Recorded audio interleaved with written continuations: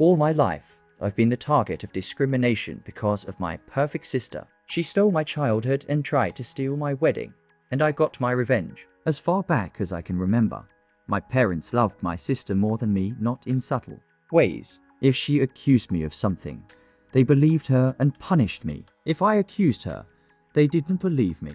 Even with undeniable evidence, she'd get a lighter punishment, and they'd scold me. My birthday cake had to be her favorite flavor, even if I didn't like it. Her cake was her choice. They always bought her a little more than me. We went where she wanted.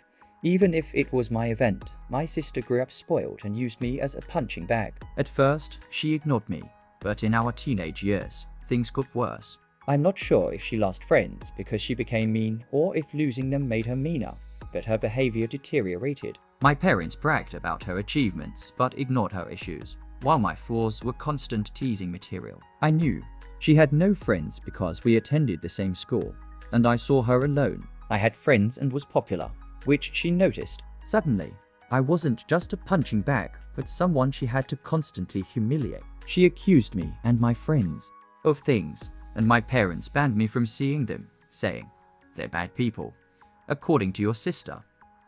Or, "Why are you abandoning us? Why can't you be like your sister and stay with family?" My cousin saved me from isolation. Most lived in our city, and I hung out with them despite age differences. Once, they invited me out, and I sadly said I wasn't allowed. When they asked why, I bluntly said I couldn't have friends because my sister didn't. This reached the adults, who tore into my parents. I got scolded for lying and grounded for a month, but afterward, they gave me some freedom, so it was worth it. My sister switched schools, likely due to the humiliation of relatives knowing her social status. My parents agreed, despite the new school being pricier and farther. She made friends there, but never returned to just ignoring me. Her power to hurt me, combined with anger over my telling relatives, fueled her cruelty. Her friends bullied me, and my parents called it teasing.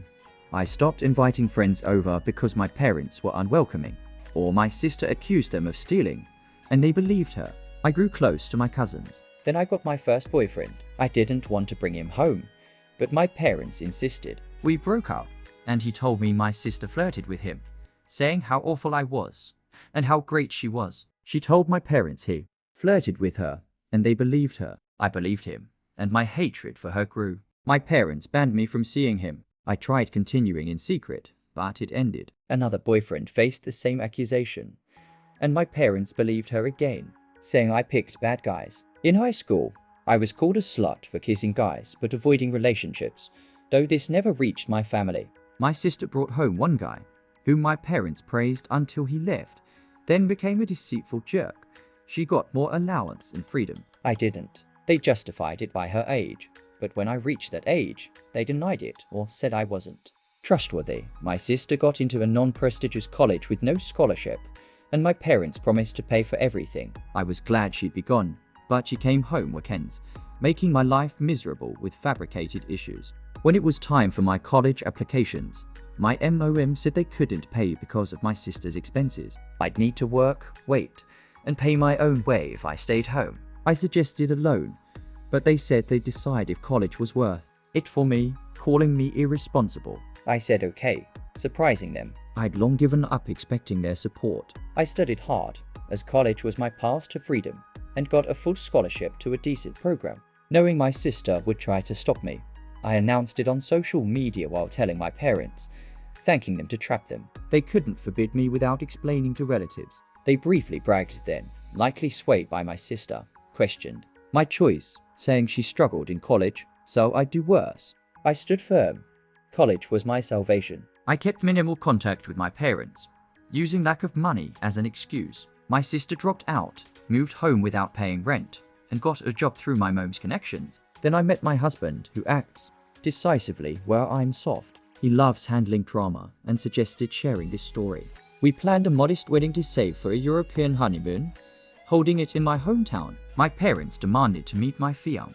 I wanted to refuse, but distance softened my view. My husband was thrilled, armed with a recorder to catch their nonsense. He met them alone and returned ecstatic. Instead of flirting, they offered to pay for the wedding if my sister could walk down the aisle first in a wedding dress. claiming it was fair since I was married before her. My husband stalled, saying he'd think about it.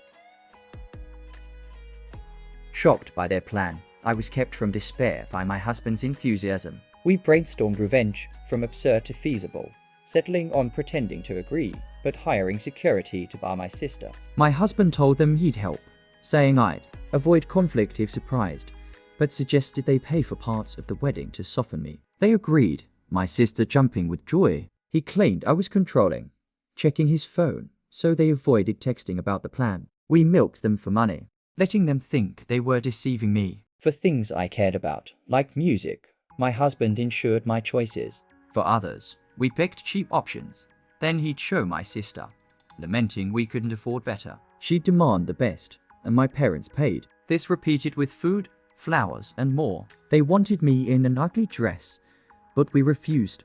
Via text to avoid proof. My sister suggested ruining my chosen dress. My husband pretended to agree on the wedding day. They planned for my sister to walk down the aisle while I was late. We hired discreet security to block her. My dad signaled the start when she was near, but I walked in. He looked stunned, left me when she called, muttering something was wrong. I tearfully lied that he said, "It wasn't supposed to be you," as planned, to shame him. My friend amplified the drama, stalling them outside. My husband's dad escorted me down the aisle. The ceremony went perfectly. My parents didn't return. Outside, my sister, in a wedding dress, was denied entry. My dad threatened police, but the guards stood firm. Our friend caused a scene, and guests berated my family. They blamed my husband, but he denied everything, demanding proof they couldn't provide. My sister threw a tantrum. My dad nearly fought him. No one believed them, and some recorded it. They were forced to leave. The reception was great. Guests were kind, likely avoiding upsetting me. My husband briefly stepped out but returned, barely containing his glee. We called it compensation for years of emotional damage. My parents offered to pay for our honeymoon flights, but we declined, fearing sabotage. They tried contacting me, but I kept it to texts. My sister sent an unhinged message blaming me and calling my husband a snake, predicting he'd cheat. He wants to frame it. He sent screenshots of her texts and their calls to a family group chat, and things quieted down. While I prefer a loving family, they didn't ruin my wedding and got what they deserved. I think I was unplanned, resented after my sister's difficult conception, but their treatment was unjustifiable. We suspect my sister's tantrum over my marriage prompted their plan, expecting us to refuse so they'd look good. My husband's agreement trapped them. What do you think? Was I justified, or was I cruel? Comment below and check out our previous video. See you next time.